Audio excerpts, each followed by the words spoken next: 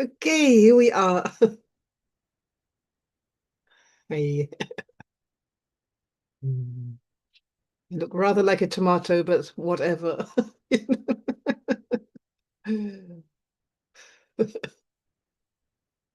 Okay, so the non-dual relationship in us greets the non-dual relationship in you. So this sounds maybe abstract at first as a non-dual quality relating. And yet it satisfies all the conditions of a quality of consciousness. It's here wherever we are. It's timeless, it's boundless, it's sensory, it's inseparable from consciousness. It moves us towards well-being. It has a gravitational pull towards well-being. And it also, as well as being sensory, a means through which we sense, literally, where we are. Even if we have a relationship with nothing, it's still, we can sense that relationship. There is also a sense of the quality of relating. There's a totally different atmosphere when you sit with two people and they're really relating each one to the other. Not just connecting, but there's literally a sharing and a receiving, an expression and a listening, and a relational field in which that's happening. Field of us-ness, togetherness.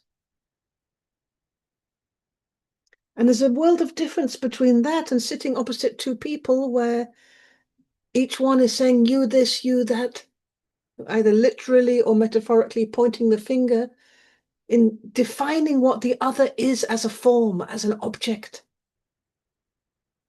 which is more alienating than relating. Or it's relating through objectification and alienation. At a certain moment, the relational field is lost and it just becomes this polarized bashing of opposites. So from one point of view, like with all non-dual qualities, everything is relationship. We relate to ourselves, we relate to aspects of ourselves, we relate to the one that is relating. Become conscious of consciousness. We relate to our physical experience or our mental experience or our emotional experience. We relate to the objects we see around us in the room, even if some of them are called people. We relate to the field of nature, to trees, to grass, or maybe to the whole lot in one go, nature. We relate to the earth, often in a different way from how we relate to the whole universe, as if the earth was separate, but nevertheless, we have a relationship with the planet, with the earth. We have a relationship with the sky. We have a relationship with our own face in the mirror.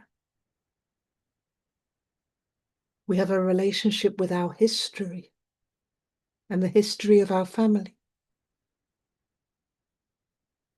We have a relationship with our future and whatever we might consider or imagine that future to be. We even have a relationship with the future, even if we're not in it. Maybe. We have a whole relationship with time. Either feeling entitled that we can take all the time and move very much in our own rhythm and others can wait. Or maybe we have a relationship in which we're always running after time, never enough, speaking very quickly, always stressed, always pressured.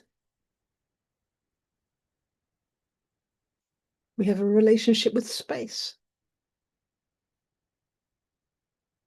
I remember when I went as a 19-year-old to Kathmandu and I was convinced that there was one universal human nature. meaning that basically the basic building blocks were all the same. And I came there and got knocked for six with a culture shock. And part of that was the realization that even the relationship with time and space was different. Meaning in the West, if you sit down, especially in England, in a chair, you have a nice space around you. People don't come and sit on you or push up into you. And in the West, there's a different relationship with time. You're always running, running, running, running to get somewhere else, to arrive, to achieve. And in Kathmandu, it was like for days sometimes. Guy standing by side of road with straw, with feather. I'd go to work, come back, he's still there. Totally different relationship with time. No right way, no wrong way, just a different relationship. But this experience of strangeness from the building blocks of time and space puts me into such a culture shock that after 2 days of living in a village there, I saw myself in the mirror and I was amazed that I had short blonde hair and I didn't have this red dot here and my hair like this. I didn't know who I was anymore. I appeared as strange, almost like a pale-faced ghost. And how do we relate to that? How did I relate to that? This sudden appearance of myself as a stranger. Newness. So, as with all qualities, it's the same with relationship. There is a basic element of pure aliveness, pure quality, pure freshness when we come into the here and now. And in the here and now, there is this possibility to relate to even our face in the mirror as if we are seeing it for the very first time. Totally fresh. It's possible to look at our hands and relate to our hand and see it as if it's the first time, like a baby looking at its hand. Totally fresh. Meaning, in that moment, the hand has the freedom to be anything that it is. It becomes a field of experience. It becomes a revelation.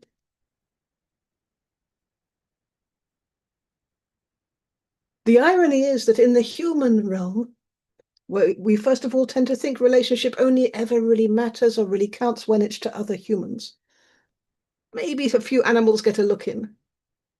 But basically, the first contraction is into the human field. And secondly, that the more deeply we relate, the more boring the other person comes. The more we are related, the more less interesting they are, the less exciting, the less possibility. And there is this kind of stagnation that happens, of habituation. Oh, yes, it's my father. I've seen him day in, day out. I know what he looks like. I know him inside out. I know his patterns. I don't even bother looking anymore. But I have a very strong relationship. And then can come these moments where there's a shift in us, a shift in consciousness or a shift in attitude, perhaps towards realizing through the impermanence which is here, how precious each moment of experience is. When we look at the one that we thought we knew so well, like in this example, our father, and it's almost as if we're looking at a stranger. He's intensely familiar, but also we know nothing about him. Who is this? What shape are his ankles? What's he experiencing? Yeah, we know him as our father, the one that told us what to do, the one that controlled us, the one that bought us presents, the one that sometimes had our back, but often didn't have our back. Kind of general fail male, which is basically better than all the other fail males, but we have all of that set up, but do we have a clue of how he experienced his own father or how he experienced us? How he experienced what his relationship was with being in his own skin. How when our father looks at us, what's happening in his heart? What's happening in his skin surface. And maybe he doesn't look at us. Maybe he says, oh, yeah, it's my kid. I know my kid. Oh, God, too much intimacy, too much pressure. It's my kid. But we have no idea what's happening behind that. Who is he? But we think we're relating. And then we go on holidays somewhere, to Hawaii or somewhere, and we go to a bar and we sit with somebody new that we meet for the very, very first time. And they tell us about their lives and we're really interested and we tell them about our lives. It's so alive. It's almost like it's more of a relationship than we have with the people that we see day in, day out. And almost like it's more of a relationship than we have even with ourselves. Or we are meeting ourselves as if for the first time through the eyes of the other. We're discovering ourselves as if for the first time through the consciousness of the other discovering us.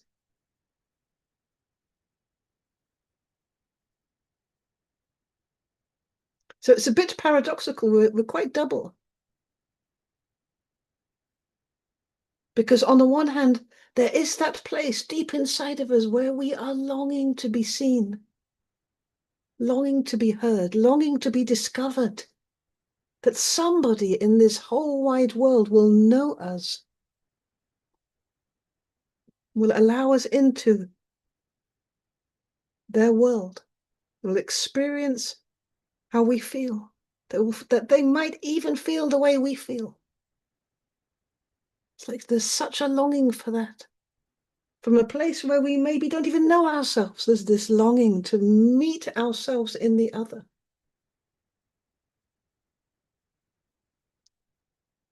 At the same time, there is a strong pull to habituate, to close it all down, to get used to the other, to gobble up the other so that they become part of our routine, like our chair and our front door, which is so familiar, and our carpet. And our partner can be like that too. And like this, we can relax because there's no confrontation. This pull towards a kind of relaxation, which we might call stasis or safety, but is it safe? Or is that what integration feels like?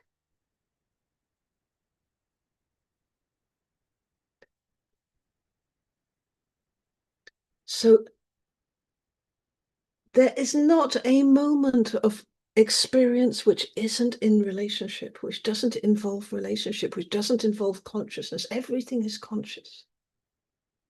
Everything is alive with the potential of all the qualities, not at all at the same time, but within the consciousness, there is this patterning of qualities. Meaning, if I take a feather and I really, really relate to the feather, and I really take time and space to experience the feather, I value it. I open up my senses to it, feel its vibration, feel its atmosphere. So many qualities start to come online. It starts to tell something of its history, something of its majesty, something about freedom, something about flight. Awakening up those same things inside of me. It starts to tell something about points of view of how this earth can be experienced from up in the sky. It tells me something about home. Where is home?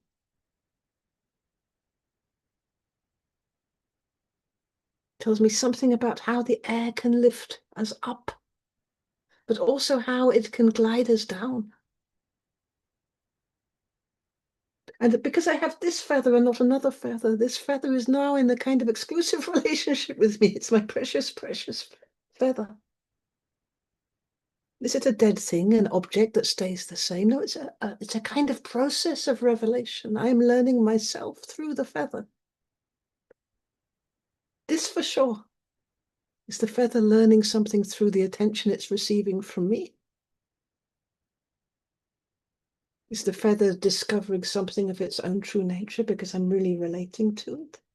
Now you are as well. It's becoming the holy feather, the Wednesday meditation feather. Now, if we were to ask this, then we have to look into the whole question of life. And this is also about relationship. Because often the way we've been taught to relate to the world, the earth, the planet, as if it's dead. We are life relating to inanimate, dead things, surrounded by dead things, sitting on a dead chair, on a dead floor, in a dead house, surrounded by dead light. As if there's a big difference. And this is like relating through deadness. And little by little, it spills over into the animal kingdom. So now the fish aren't conscious either. They're kind of dead. And the birds are, decoration, dead. Flowers. The environment, it's not a living environment. I actually heard this conversation happening between two teachers. One was teaching the children that it was a living environment, and the other one was outraged that the first teacher would talk about the environment as if it's alive, because that's not scientific. But then at a certain moment, we begin to relate to other people as if they're dead. They're objects in our game that we are playing. Objects that should applaud and tell us we're welcome and behave in ways which suit us, as if they're dolls in a doll's house. And maybe not all the time. Maybe at the beginning we meet somebody and we fall deeply in love, and it's all alive with quality and love and cherishing and preciousness and care and freedom and promise and tenderness and magic. But then, hot on the heels of that ecstasy and that bliss, there comes all of those places from our psyche where the bliss and the ecstasy and the freedom and the promise has been wounded, where it doesn't feel free, where it's associated with negative experiences like pain of separation, ignorance, depression, disappointment. And it can feel like, oh God, here we go again, the same broken promise. Again, I opened my heart. Again, it's the same collapse. And then as this bad stuff starts to take over, we look again at the other, who no longer is seen as a source of love and freedom and promise, is now seen as a withholder of that, or even a source of guilt and shame and punishment, ignorance, ego, dead thing. Because the other one is no longer the solution. It's no longer able to take us out of this place of pain, because we forget who we are. We think the love is in that one over there. We fall so much in bliss or in love or in freedom or in longing that we become confused, and we think that the love that we feel, the love that we experience, the peace which we feel, the freedom, the magic that we feel, that they are the source of it. It's not our feeling. It's given to us by them. And so when we don't feel it anymore because we got bored, because consciousness withdrew from there, because the contractions or the associated suffering begins to come forward, then the other one is the one which is doing that to us. So they go from being angels to demons. And this is tricky. And so what we can move into is a place where we start like trying to figure out how to get from the other one the good stuff back again. It can begin really simple with our own parents. We do something at the beginning, it's all celebration. You're the cutest, sweetest, most beautiful little baby. But then you grow up a little bit and you're eating solid food and your khaki begins to smell a little bit ripe. And sometimes you're pissing in the bed. And now you're getting a different message. Your parent is now telling you, forcing you almost into a way which is acceptable. So when you don't pee in the bed, you're a good girl. So what were you before? When you sit in school and you don't cry because you're homesick, then you're a good boy. So what were you before? When you were in pain? When you're quiet, you don't complain too much because you're hungry and you wait for your dinner, even though your stomach feels like it's hollowing out. Like the chair is eating you up, you're so hungry. But you're quiet and you suppress it. Then you're a good kid. Not nagging. So what were you before? Bad. And so very early on, we begin to be pushed, forced, coerced into certain patterns of behavior in order to be relatable. It's like the relationship is lost. And of course, there's many, many moments when we are celebrated still for being what we are and who we are and how we are. Moments that the light breaks through and suddenly everybody's celebrating us and we don't even know what we did right anymore because it must be something we did. It can't just be because we are. And we try and figure it out so that we can do it again and get that love again and that celebration again. But we're looking all the time towards the other. What do I have to do in order to relate? So we begin to force parts of ourselves, parts of our behavior. We start to force our expression, either force it down or say the right things like, thank you very much. Thank you very much for the present, when it's like, ooh, what am I going to do with that? No, thank you, when you're offered something which looks completely disgusting. We begin to split from our naturalness and to fake it because we can't make it, or in order to make it. We force ourselves into roles and behaviors that we understand might get us a few crumbs of love or belonging or inclusion, or at least might help us not be rejected or excluded or deemed unrelatable. This goes on after that in school, in the social field, and with our partners. It all starts to get recreated. Before we've even found a partner, how do I have to be in order to get a partner? I need to get a job and a husband. So what are the qualifications? So I should look a certain way. I should starve myself.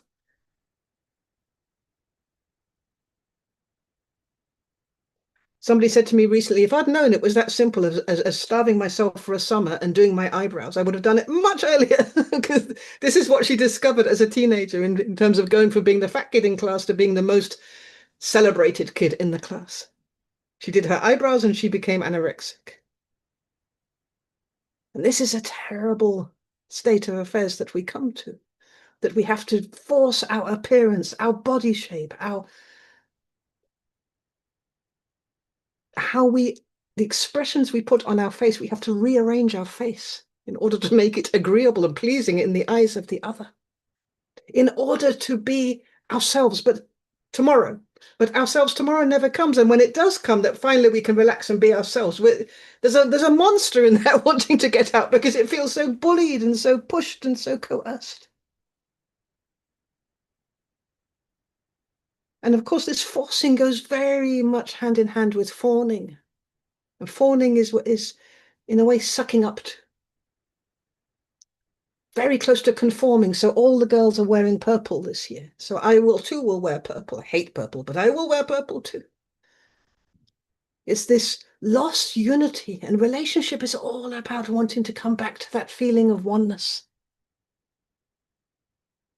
And there's this belief which is really indoctrinated into us that unity is uniformity. Unity is being the same as everybody else. So as an object, I have to make this much money. I have to have this level of success or status. I have to have my hair in a certain way. I have to have my suit on with a tie. I turn into a man with my briefcase. I have to conform. And when everybody says, we go to war, then I go to war too. And when everybody says, well, boo to war, I say boo to war too. And like this, maybe for moments, I feel like I'm part of something bigger. I've got a sense of belonging. I've got a sense of unity. And if that doesn't work, I can always start following the football. And I can go to a football stadium and on one side at least feel like I'm part of a big crowd moving in unison, this big male tribal dance. And I can forget that I'm a separate body, alone, isolated, unrelatable, or that experience of being unrelatable.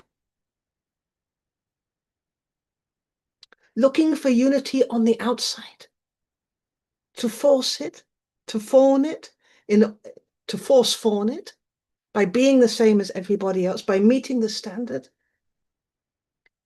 in order to get the unity back, the sense of unity back on the inside.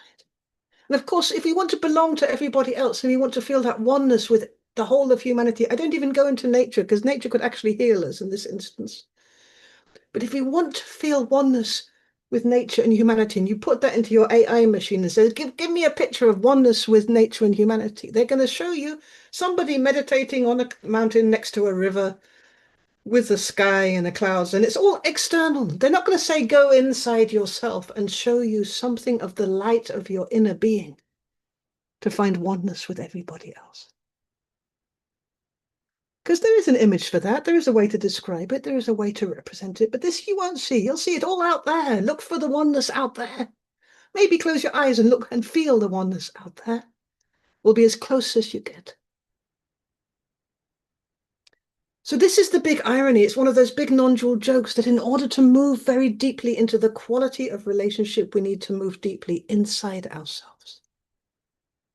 To the one which is ready to relate. And for this, we have to ask who we are bringing into relationship, what we want to bring into relationship, what we're offering.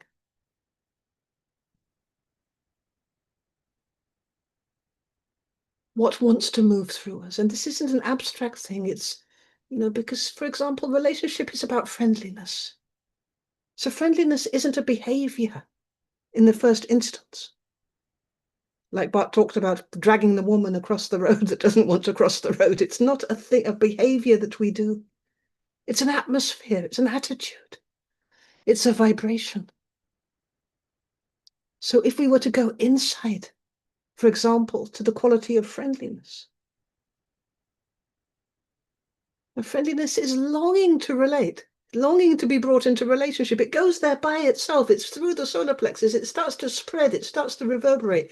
Where there was fear, conformity, panic, anxiety, now there is a vibration of friendliness.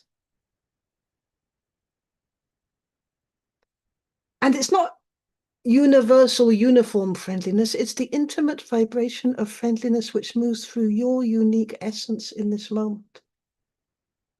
It's really offering something of the substance of yourself within the friendliness. It's flavored by that. It's flavored by individuality. That's the preciousness of it. That's why we need to go inside to the one we are in order to relate to the one which everyone is.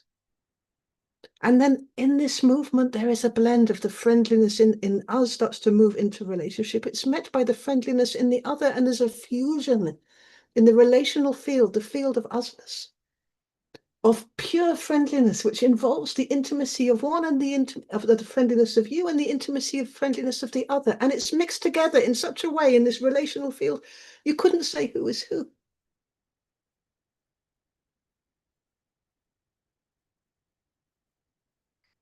And this is where the third aspect is born, the quality of relationship.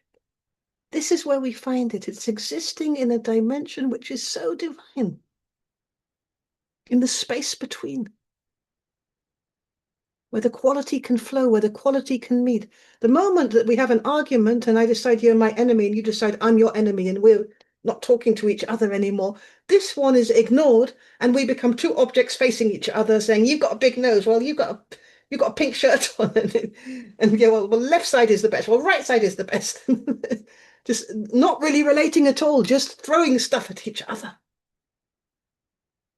And then it's like, we say that's the relationship that we're having. Right now we have a conflictual relationship. But it's not a relationship because there's no feeling connection in it.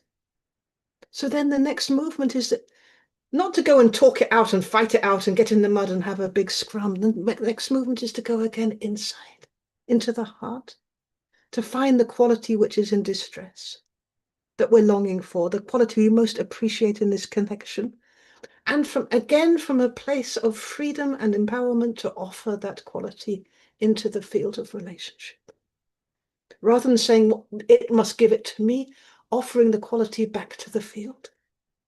And in this way, the art of relating starts to come online in such a way that that quality then becomes free everywhere, all the time, through the whole network of relating. And then we begin to talk about relating through true nature, and we're moving towards non-dual relationship. So the pure non-dual aspect is where consciousness meets consciousness, and there's an explosion of consciousness. It goes into another dimension of unbounded consciousness when two consciousnesses meet. When friendliness meets friendliness, there's an explosion of friendliness. Something of the stillness and the eternity of friendliness comes forward and shines such a beautiful light, which is of benefit to everyone. When love meets love, there's an explosion of love. It's not about giving or taking. It's not about scarcity. There's a blend of love which shows the place of love which is neither giving nor taking, but the stillness of love which is everywhere. And in this way, we can little by little resource the field of relationship and resource each other, learn through each other, grow through each other. Okay, we leave it like that for now. It's a huge, huge, huge subject. And we take a 5-minute break and then we come back to relate to meditation.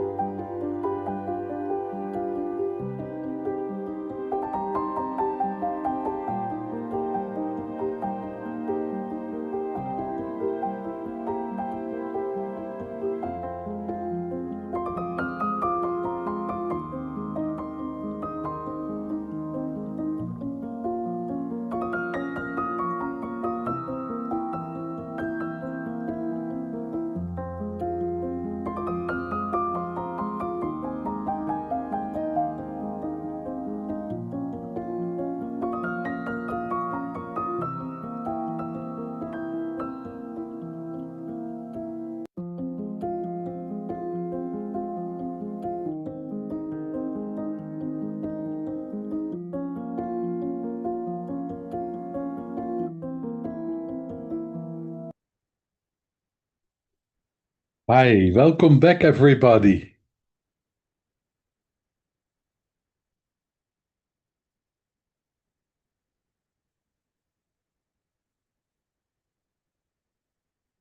It's so nice to see you again.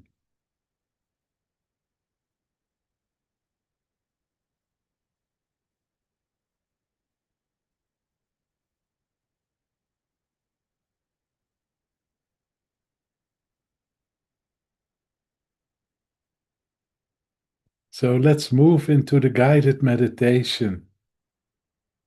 If you could find a position which is comfortable,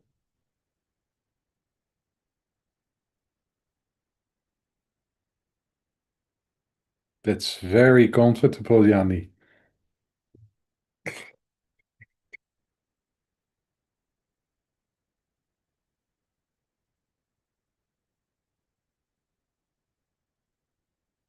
And when we found a position which is comfortable,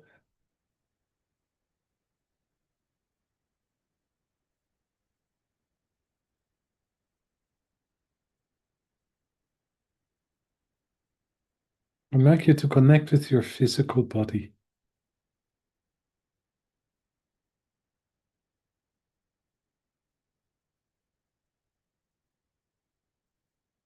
and make a feeling connection with the physical body.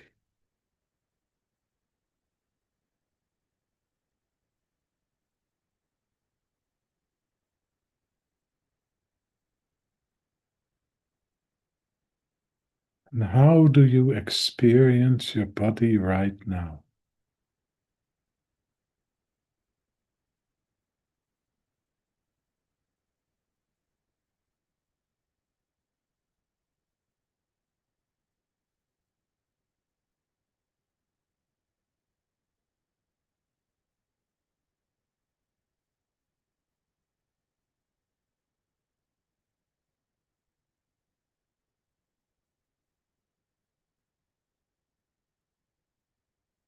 And maybe we can connect with those areas of the body which are supported by the ground or the floor, the chair, maybe the couch you're lying on, the mattress.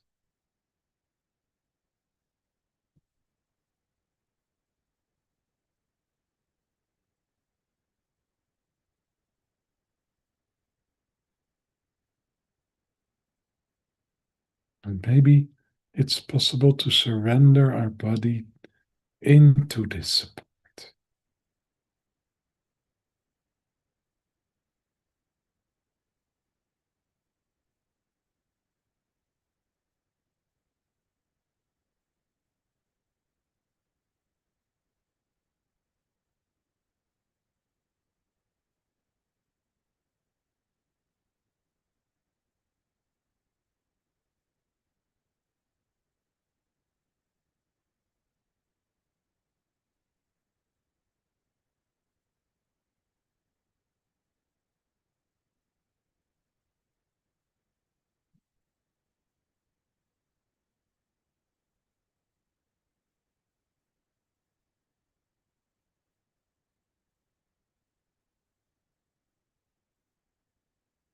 And then I'd like you to choose an object, any object, just choose an object.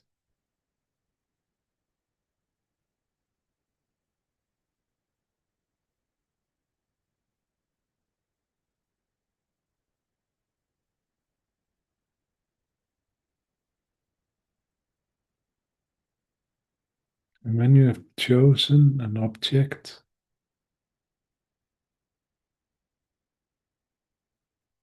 I'd like you to connect with the atmosphere around the object.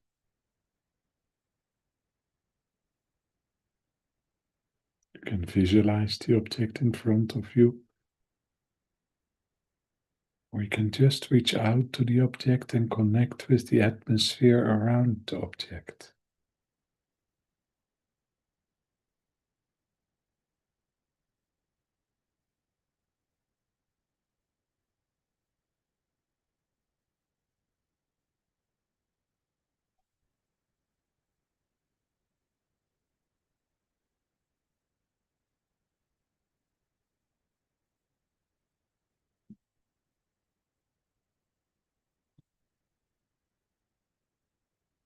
And then I'd like you to replace your focus to the atmosphere inside the object.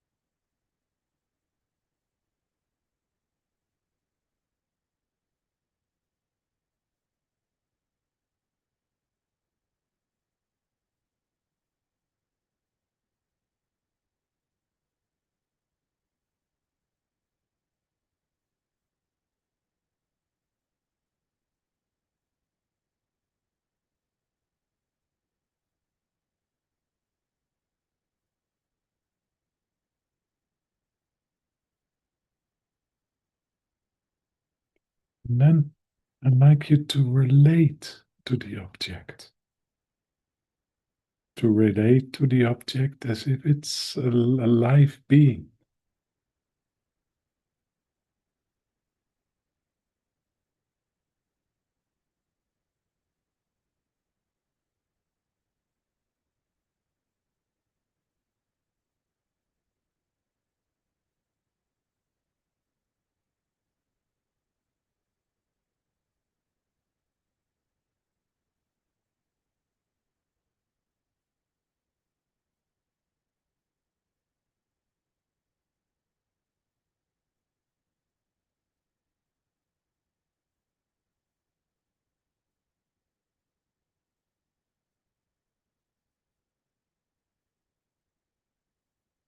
And in relating to the object, see what the object is telling us. If there is any message from the object towards us.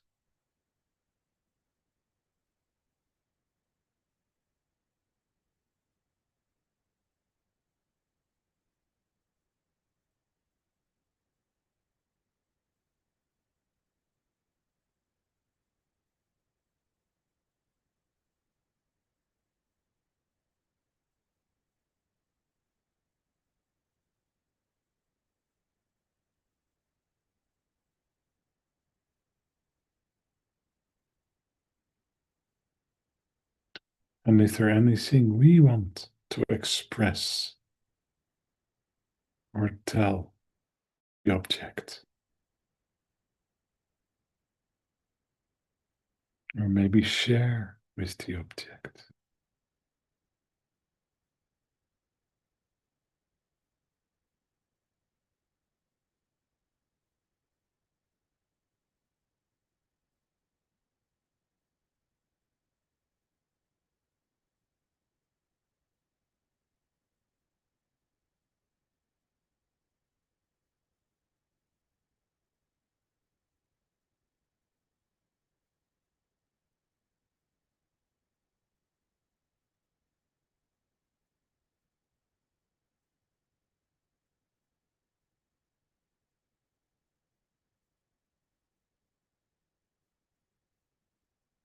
And maybe it's possible even to sense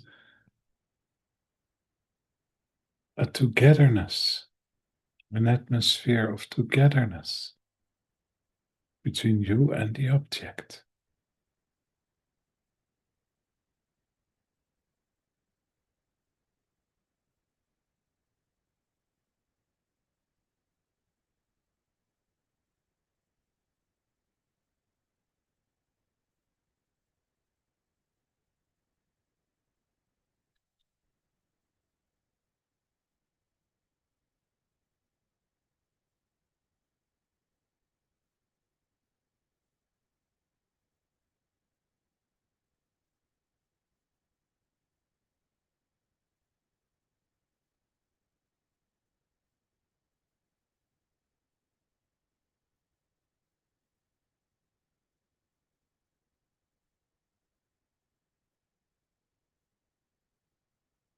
And then I like you to let go.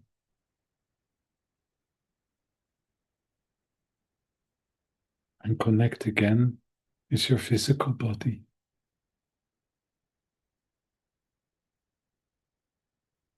And where the body is supported by the couch or the chair, the floor, or the mattress.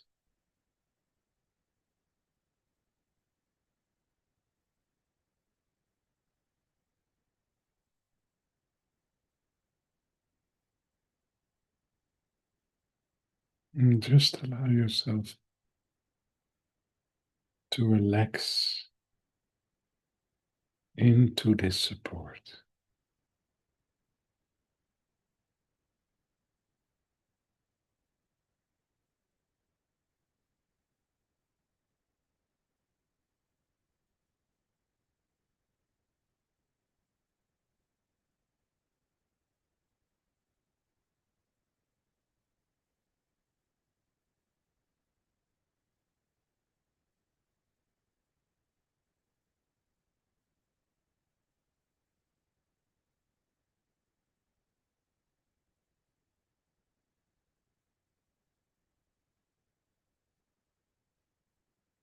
And then I like you to visualize or to connect with an animal. Any animal is possible.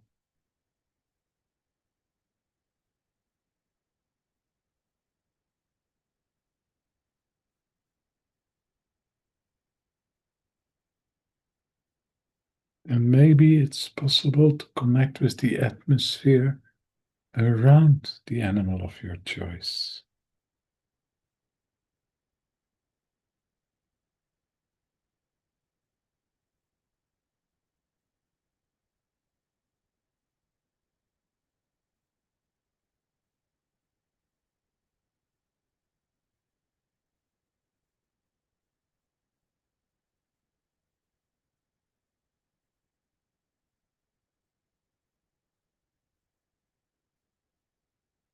And then we bring our focus, our attention to the atmosphere inside the animal.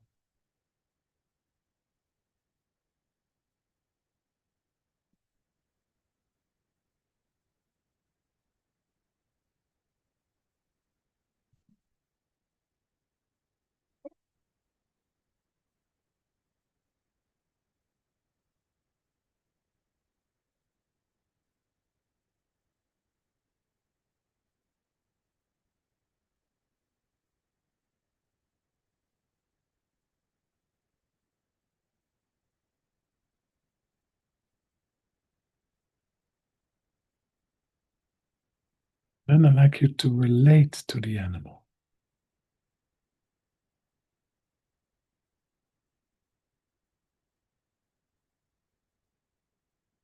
To relate to the animal as a living, conscious, aware being.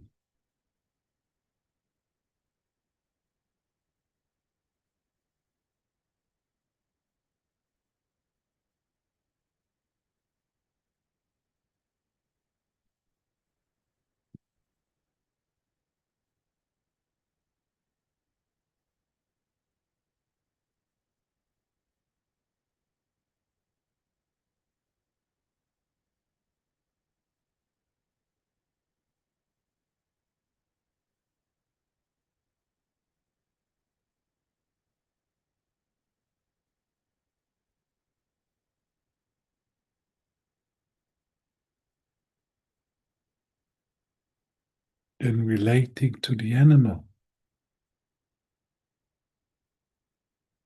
Is there anything the animal wants to share with us?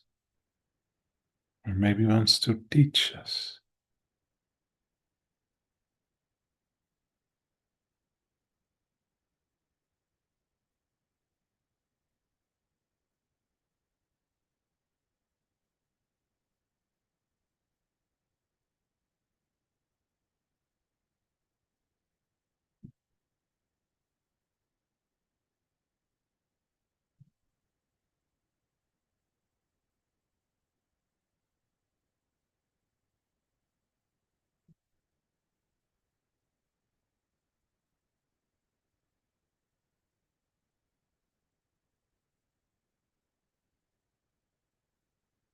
Is there anything we want to share with the animal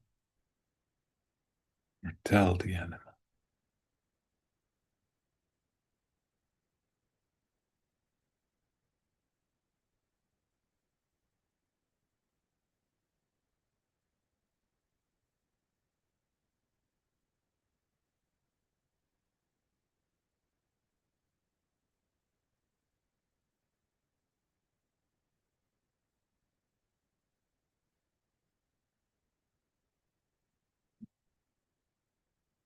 And then I'd like you to reconnect with your physical body.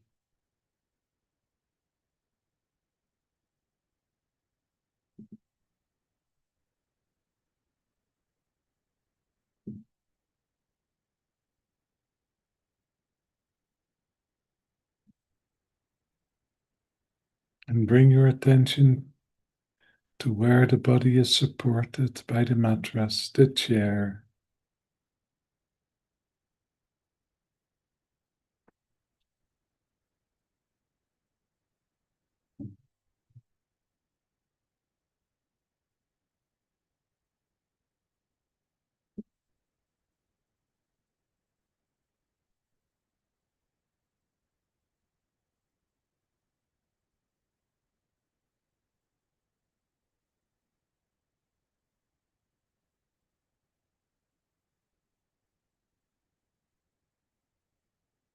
Maybe it's possible to relax even more deeply into this support.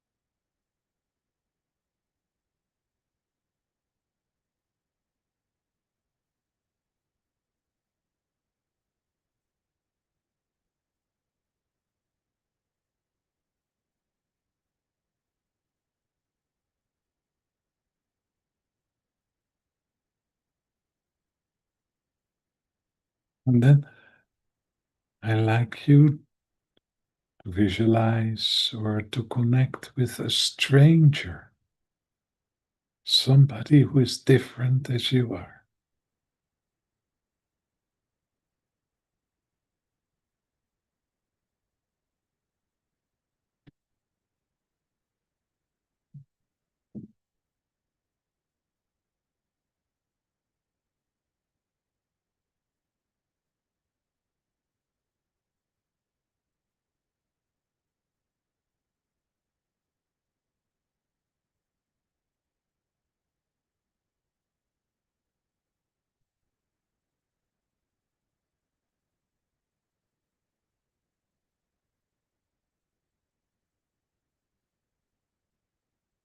I'd like you to connect with the atmosphere around the stranger.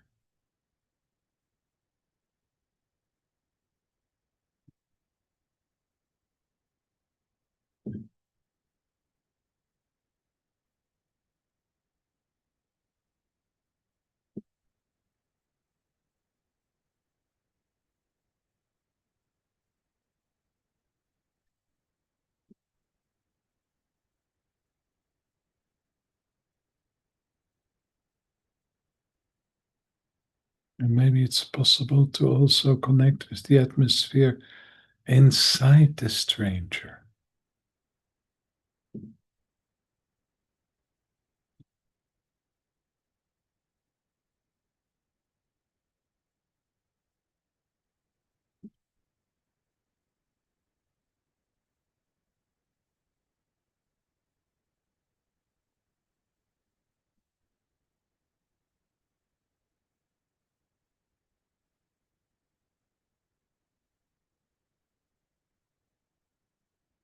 And then I'd like you to relate to the stranger.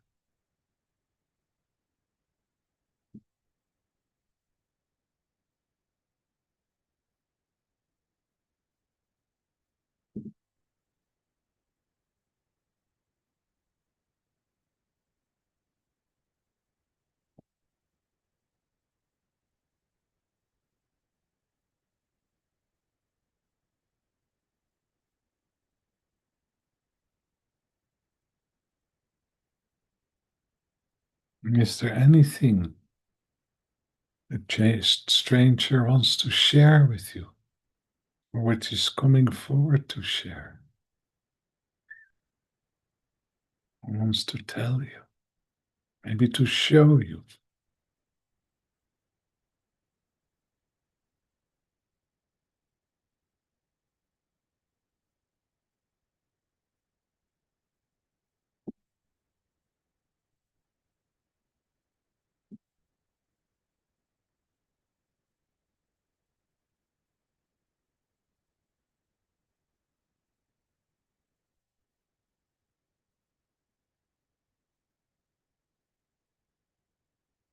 Is there anything you want to express or maybe to share with the stranger?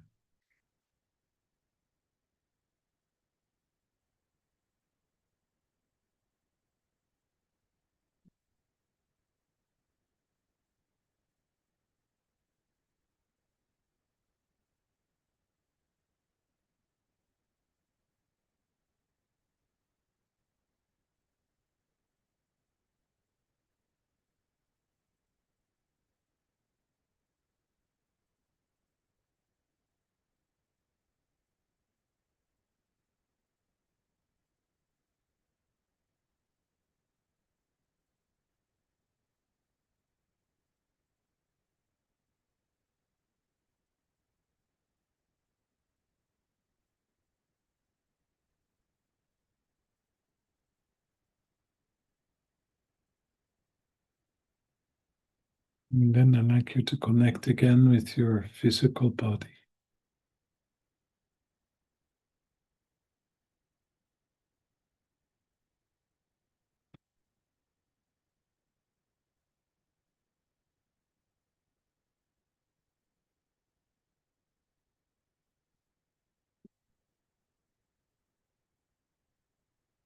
And feel where the physical body is supported by the couch or the chair, and the floor, a mattress.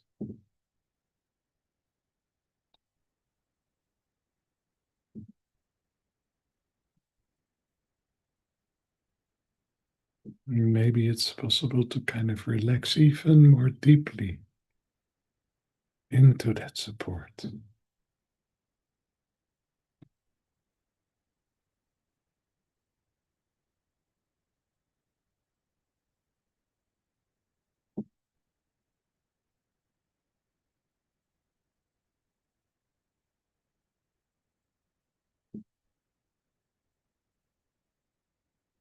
And then I like you to relate to your physical body.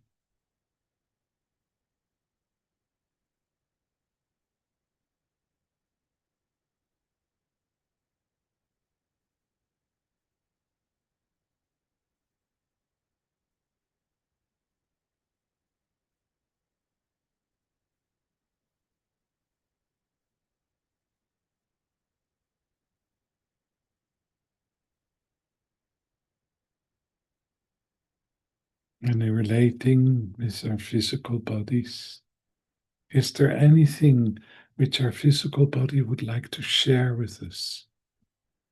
Or maybe tell us or show us?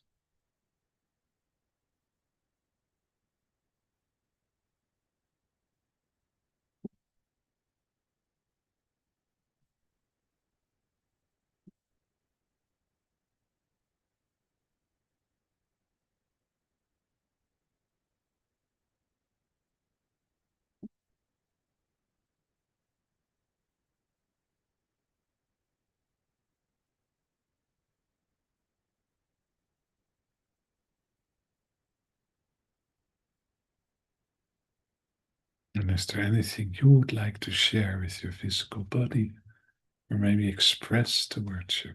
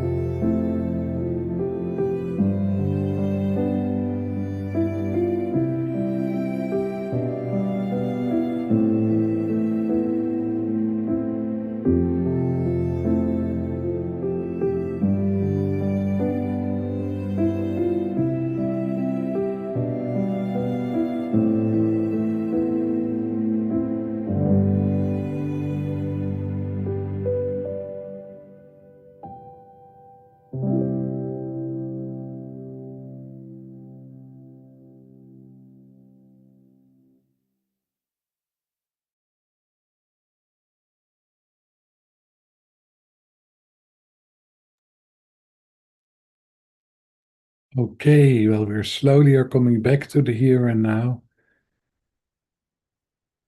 We're saying goodbye to the people on the live stream and thank you for sharing this evening with us. And we hope to see you next week. Bye.